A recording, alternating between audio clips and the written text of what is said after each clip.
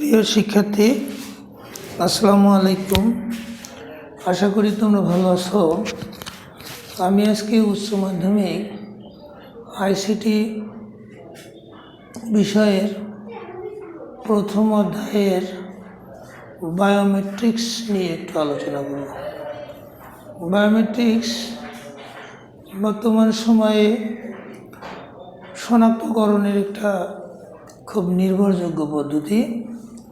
তো নানা ধরনের বায়োমেট্রিক্স হয়ে থাকে। তো বায়োমেট্রিক্স দিয়ে আমরা নানা রকমের শনাক্তকরণের কাজ করতে পারি। অপরাধী শনাক্তকরণ করতে পারি, কোনো মানুষকে শনাক্তকরণ করতে পারি। বায়োমেট্রিক্স বর্তমানে বায়োমেট্রিক্সের জয় জয়কার। বায়োমেট্রিক্স দিয়ে আমরা ব্যাংক অ্যাকাউন্ট সহ যাবতীয় কাজ করতে পারি। তাহলে আমাদের প্রথমত জানা দরকার বায়োমেট্রিক্স কি। বায়োমেট্রিক্স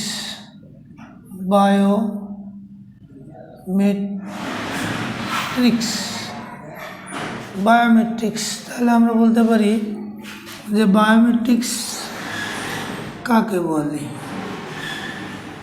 বায়োমেট্রিক্স কাকে বলে? বায়োমেট্রিক্স কত প্রকার ও কী কী? বায়োমেট্রিক্স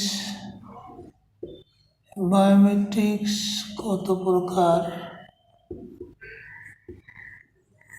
ও কী কী?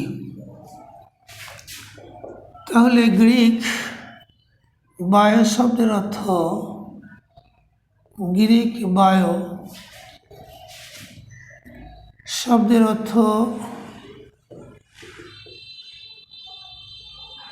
লাইফ অর্থাৎ জীবন, এবং মেট্রিক শব্দের অর্থ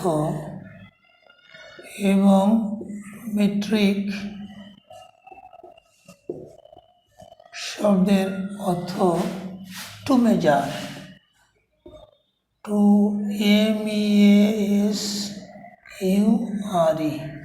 টু মেজার।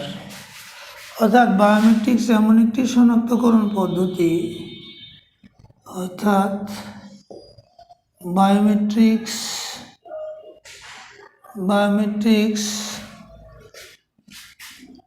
এমন একটি শনাক্তকরণ, এমন একটি পদ্ধতি যেখানে মানুষের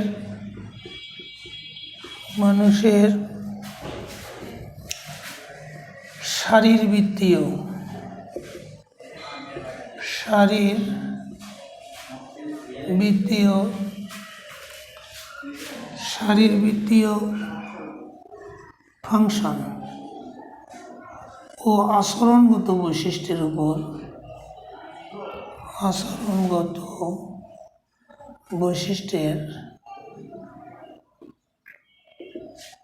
বৈশিষ্ট্যের উপর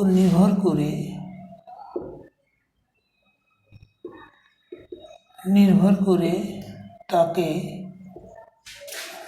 অদ্বিতীয়ভাবে শনাক্ত করা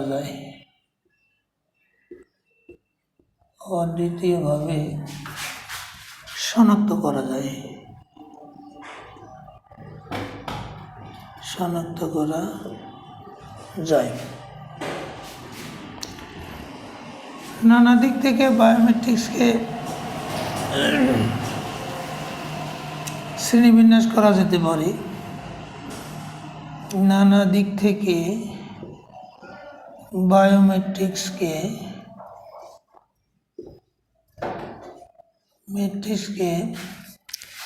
শ্রেণীবিন্যস্ত করা যেতে পারে।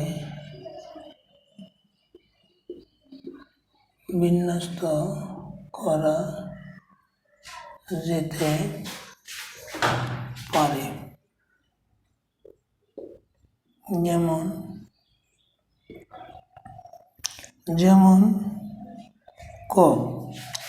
দেহের গঠন ও শারীরবৃত্তীয় বৈশিষ্ট্যের বায়োমেট্রিক্স।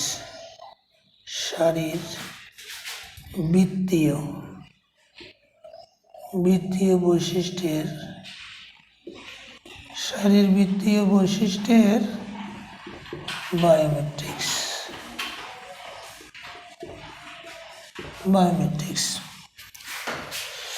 তো এর উপর ভিত্তি করে বায়োমেট্রিক্স 5 প্রকার।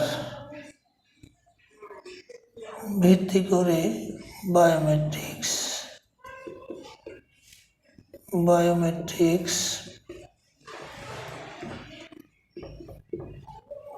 5 প্রকার, যথা 1 নম্বর ফিঙ্গারপ্রিন্ট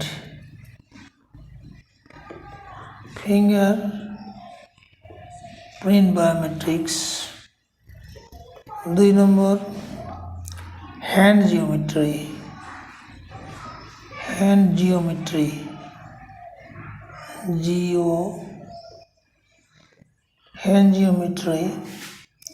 3 নম্বর face recognition.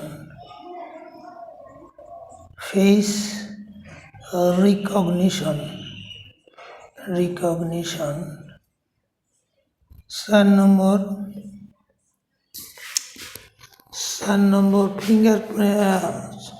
Fingerprint, hand geometry, face recognition. 4 নম্বর এটাকে রেটিনা, আইরিস ও রেটিনা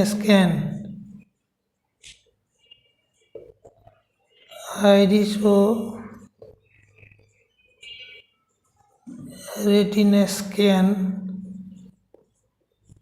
ও 5 নম্বর ডিএনএ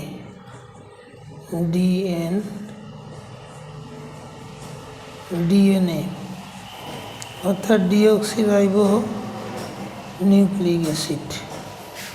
এই 5 প্রকার দেহের গঠন ও শারীরবৃত্তীয় বৈশিষ্ট্যের উপর বায়োমেট্রিক্স মোটামুটিভাবে 5 প্রকার। এরপরে আচরণগত বৈশিষ্ট্যের বায়োমেট্রিক্স 3 প্রকার।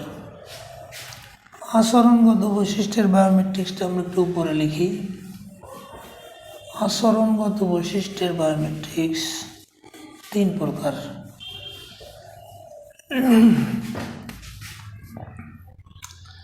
খ, আচরণগত বৈশিষ্ট্যের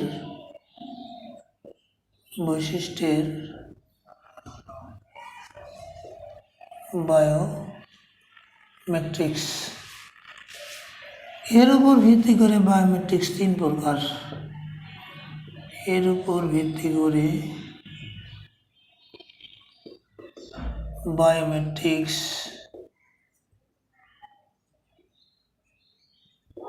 3 প্রকার। যথা 1 নম্বর ভয়েস রিকগনিশন, কণ্ঠস্বর দেখে মানুষকে শনাক্ত করা। Voice recognition.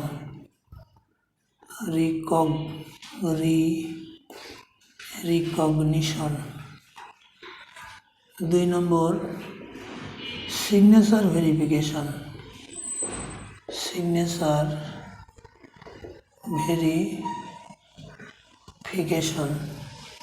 3 নম্বর টাইপিং কি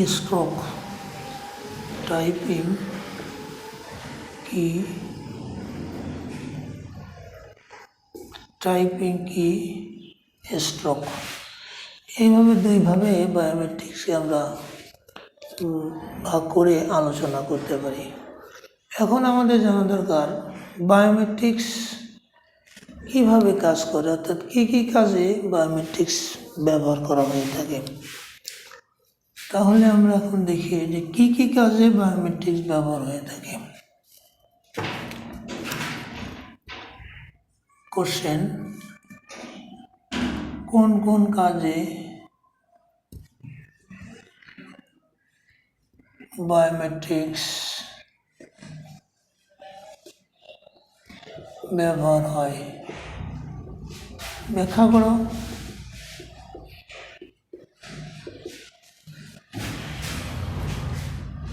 দুটি কাজে বায়োমেট্রিক্স ব্যবহার হয়ে থাকে। দুটি কাজে বায়োমেট্রিক্স ব্যবহার হয়ে থাকে। কি কি দুটি কাজ? যথা 1 নম্বর ব্যক্তি শনাক্তকরণে, ব্যক্তি শনাক্তকরণে। তাহলে ব্যক্তি শনাক্তকরণের ক্ষেত্রে আমরা বলতে পারি যে কেউ যে জিজ্ঞেস করতে পারে যে আমি অমুক, যে আমাকে মানে কোনো একটা জিনিসের, যে কারো সন্তান নয় কিন্তু কারো সন্তান হয়তো বিদেশে আছে, সে মারা যাওয়ার পরে দেশের একজন অন্য ছেলে এসে বলল আমি তার সন্তান প্রপার্টি পাবো, তখন তাকে কিভাবে প্রমাণ করবে যে সে তার সন্তান কি সন্তান নয়? তখন কিন্তু আমরা এই ব্যক্তি শনাক্তকরণের মাধ্যমে বায়োমেট্রিক্স সেটা ব্যক্তি শনাক্তকরণ করতে পারি। সেক্ষেত্রে কি করা হয়? সেক্ষেত্রে ব্যক্তির এক বা একাধিক বায়োমেট্রিক বৈশিষ্ট্য গ্রহণ করে তা কেন্দ্রীয় ডাটাবেস বা বড় একটা কম্পিউটারে রেখে দেওয়া হয়। পরবর্তীতে ওই ব্যক্তিকে যখন শনাক্ত করার প্রয়োজন পড়ে তখন ওই ব্যক্তির প্রেজেন্ট অর্থাৎ বর্তমান বায়োমেট্রিক বৈশিষ্ট্যের সাথে ওই কম্পিউটারে বা ডেটাবেসে সংরক্ষিত বায়োমেট্রিকের তুলনা করে ওই ব্যক্তিকে শনাক্ত করা যেতে পারে। তো ব্যক্তি শনাক্তকরণের এক্ষেত্রে কি করা হয়? এক্ষেত্রে ব্যক্তির এক বা একাধিক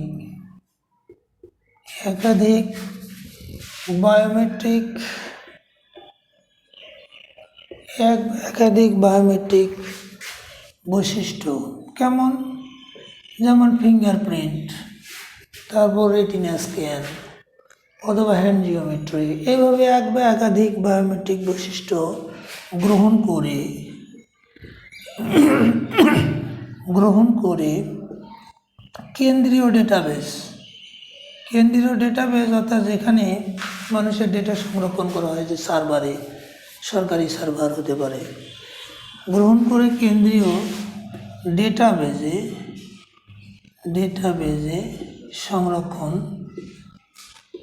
সংরক্ষণ করা হয় এবং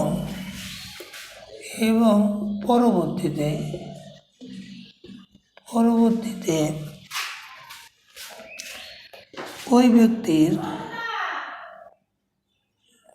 ওই ব্যক্তির বর্তমান বায়োমেট্রিক বৈশিষ্ট্য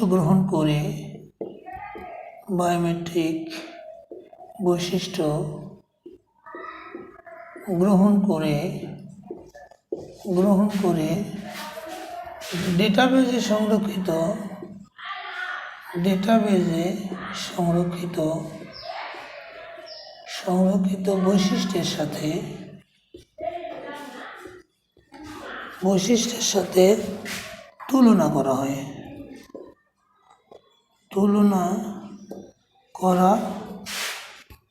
হয়। বর্তমান ও পূর্বের বৈশিষ্ট্য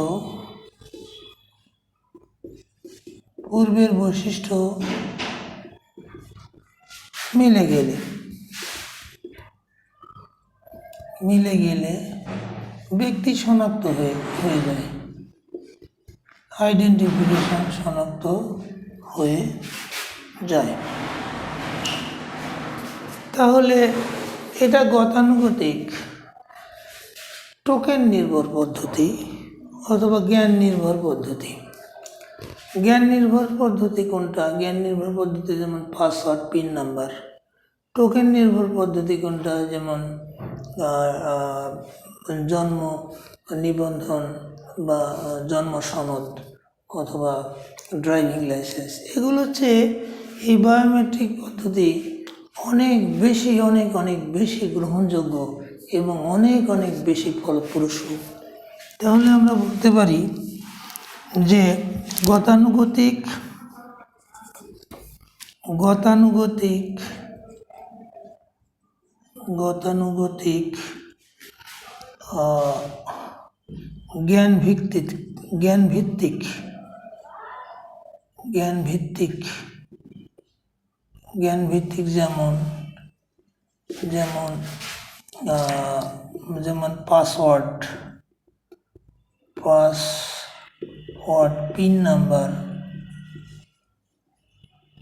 ইত্যাদি, এগুলো হলো জ্ঞানভিত্তিক পদ্ধতি ও টোকেন নির্ভর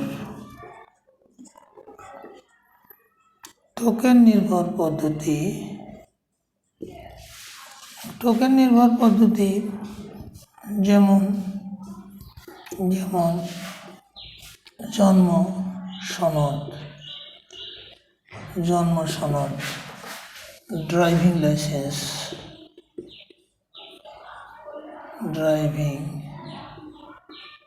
লাইসেন্স ইত্যাদি। তাহলে গতানুগতিক জ্ঞান ভিত্তিক ও টোকেন নির্ভর পদ্ধতির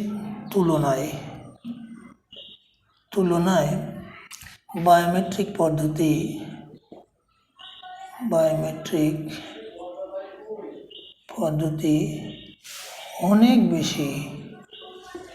অনেক বেশি ফলপ্রসূ ও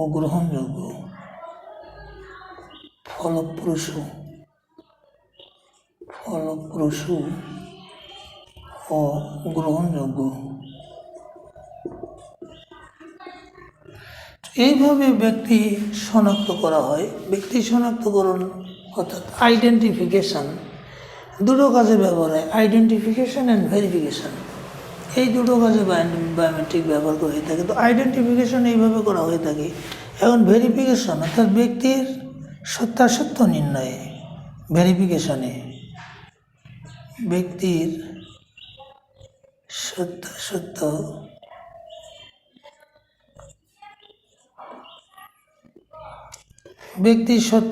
নির্ণয়ে। এখন ব্যক্তির সত্যাসত্য নির্ণয় কীরকম ভেরিফিকেশন, যে আমরা যখন বিদেশ যাই তখন আমাদের একটা প্রয়োজন হয়, একটা পাসপোর্টের প্রয়োজন হয়। তো পাসপোর্টে যখন আমরা করতে যাই পাসপোর্ট অফিসে, তখন দেখা যায় পিতার নাম, মাতার নাম, স্থায়ী ঠিকানা, আমরা বর্তমান ঠিকানা সব দেই। যেগুলো আমরা তথ্য পাসপোর্ট অফিসে দিচ্ছি, সেই তথ্যগুলো কতটুকু সত্য, সেই সত্যতা মোটামুটিভাবে ওই ভেরিফিকেশন করা যেতে পারে যে অমুকের ছেলে, অমুক গ্রাম, হ্যাঁ। তারপর এটা কীভাবে তার বায়োমেট্রিক পদ্ধতি গুলো যে সংরক্ষিত থাকবে সেগুলোর সাথে তুলনা করে ব্যক্তির সত্যাসত্য নির্ণয় করা যায়। তো এক্ষেত্রেও কি হয় যে এক্ষেত্রেও ব্যক্তির একাধিক বায়োমেট্রিক, এক্ষেত্রেও ব্যক্তির একাধিক সংরক্ষিত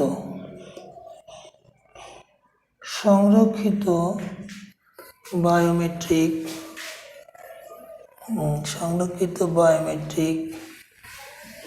বৈশিষ্ট্যের সাথে বর্তমানের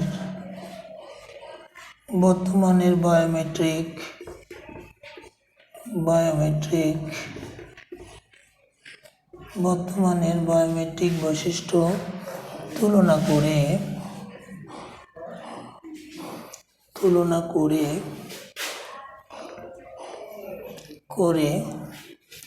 ব্যক্তির সত্যাসত্য নির্ণয় করা যায়। ভেরিফিকেশন, ব্যক্তির সত্যাসত্য নির্ণয় করা যায়। তাহলে এইভাবে বায়োমেট্রিক মূলত এই আইডেন্টিফিকেশন অ্যান্ড ভেরিফিকেশন এই দুটো কাজেই ব্যবহার হয়ে থাকে।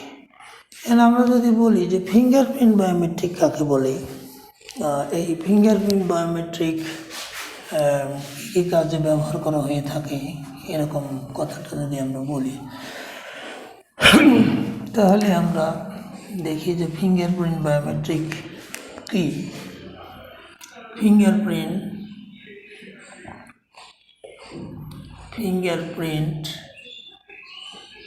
বায়োমেট্রিক কি, এর ব্যবহার ক্ষেত্র ও সুবিধা অসুবিধা লিখো। তাহলে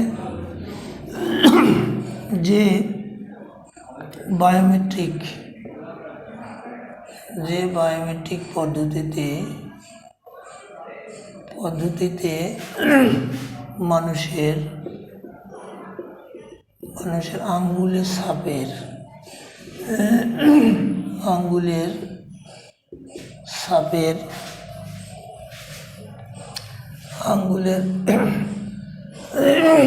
ছাপের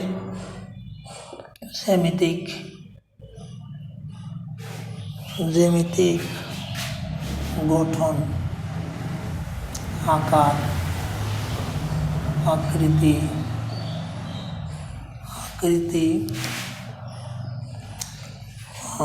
কোষের গঠন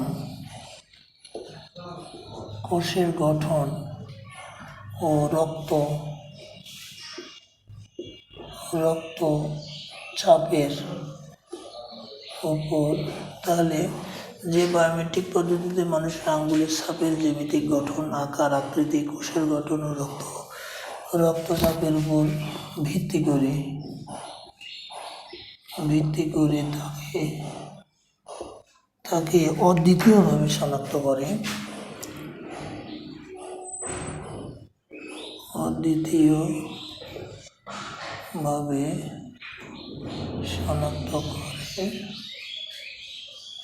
তাকে ফিঙ্গারপ্রিন্ট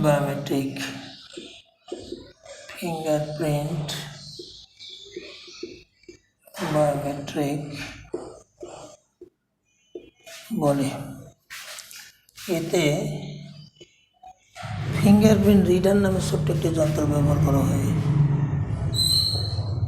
ফিঙ্গারপ্রিন্ট রিডার নামে ছোট একটি যন্ত্র ব্যবহার করা হয়। ব্যবহার ক্ষেত্র, ফিঙ্গারপ্রিন্টের ব্যবহার ক্ষেত্র।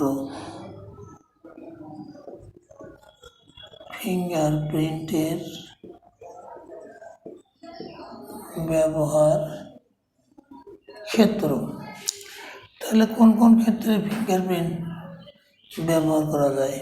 যেমন ডেটা সেন্টারে প্রবেশাধিকার নিয়ন্ত্রণে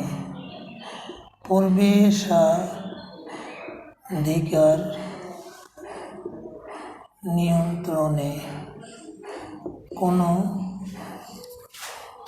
সিস্টেমে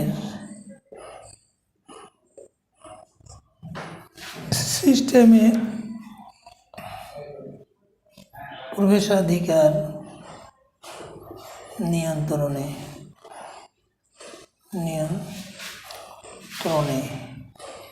আদালতে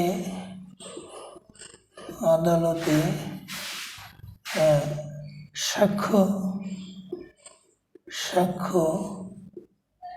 গ্রহণে, ব্যাংক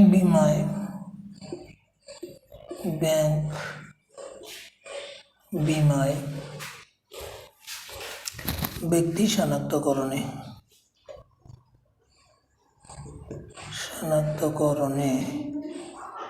এটি ব্যবহার করা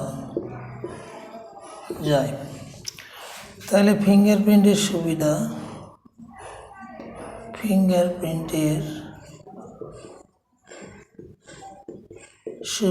এক নম্বর, সহজে শনাক্ত করা যায়। শনাক্ত করা যায়। 2 নম্বর, সময় কম লাগে। সময় কম লাগে। 3 নম্বর, সামাজিকভাবে খুবই গ্রহণযোগ্য। সামাজিকভাবে খুবই গ্রহণযোগ্য। 4 নম্বর, খরচ খুবই কম। তারপর অসুবিধা, ফিঙ্গারপ্রিন্টের অসুবিধা কি, যে রং, গিরিজ ইত্যাদি কারণে ফিঙ্গারপ্রিন্ট বিকৃত হলে রং, গিরিজ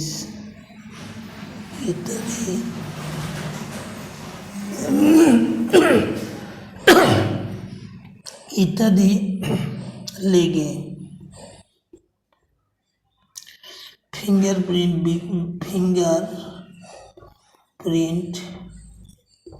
বিকৃত হলে শনাক্তকরণে অসুবিধা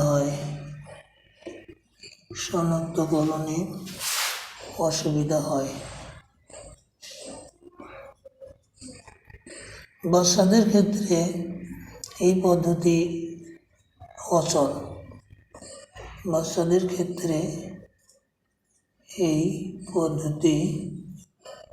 অচল। কেন? কারণ বড় হওয়ার সঙ্গে সঙ্গে বাচ্চাদের ফিঙ্গারপ্রিন্টের আকৃতিও পরিবর্তন হয়। ঠিক আছে বন্ধুরা, আজ এই পর্যন্তই। পরবর্তীতে দেখা হবে বাকি এই অধ্যায়ের অংশটা শেষ করার জন্য। ততক্ষণ ভালো থেকো। আসসালামু আলাইকুম।